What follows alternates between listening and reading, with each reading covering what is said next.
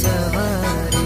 लाए सजीवन लखन जियाए, श्री रघुबीर हर्ष उर लाए।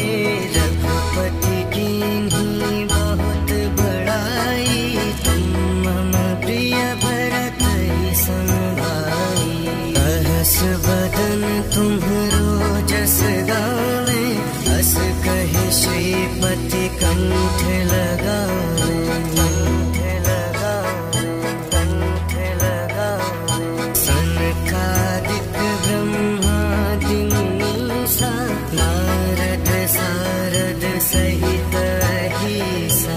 सहित अहिसा। जम कुबेर दिगपाल जहाते, कभी कोविद कही सके कहते। तुम उपकार सुग्रीव ही कीन्हा, राम मिलाया राजपद दीन्हा। राजपद दीन्हा।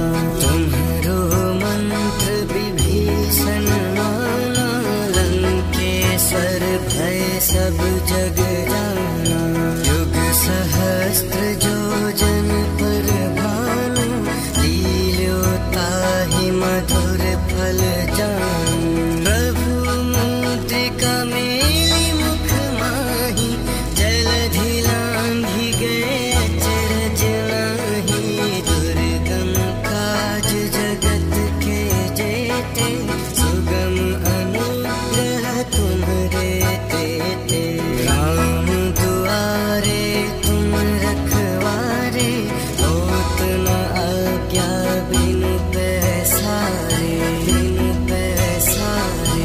सब सुख लहे तुम्हारी सरना, तुम रक्षक काहू को डरना।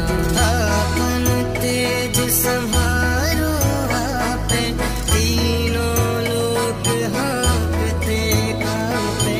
भूत पिशाच निकट नहीं आवे, महावीर जब नाम सुनावे। महावीर जब नाम सुनावे। नासे रोग हरे सब पीरा, जपत निरंतर हनुमत बीरा। हनुमत बीरा। संकट ते हनुमान छुड़ावे, मन क्रम बचन ध्यान जो लावे। मन क्रम बचन ध्यान जो लावे। सब पर राम तपस्वी राजा, तिनके काज सकल तुम साजा। और मनोरथ जो कोई लावे, सोई अमित जीवन फल पावे। चारों जुग परताप तुम्हारा, है प्रसिद्ध जगत उजियारा। है प्रसिद्ध जगत उजियारा। साधु संत के तुम रखवारे, असुर निकंदन राम दुलारे। राम दुलारे। अष्ट सिद्धि नो निधि के दाता, असवर दीन जानकी माता। राम रसायन तुम्हरे पासा, सदा रहो रघुपति के दासा। पति के दासा। तुम्हारे भजन राम को पावे, जन्म जन्म के दुख बिसरावे। दुख बिसरावे। अंत काल रघुबरपुर जाई, जहाँ जन्म हरि भक्त कहाई। भक्त कहाई।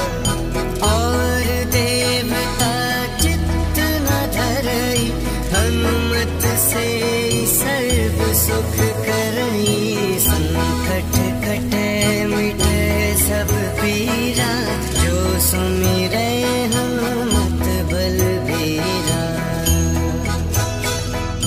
जय जय जय हनुमान गोसाई, कृपा करहु गुरुदेव की नाई। जो सत बार पाठ कर कोई,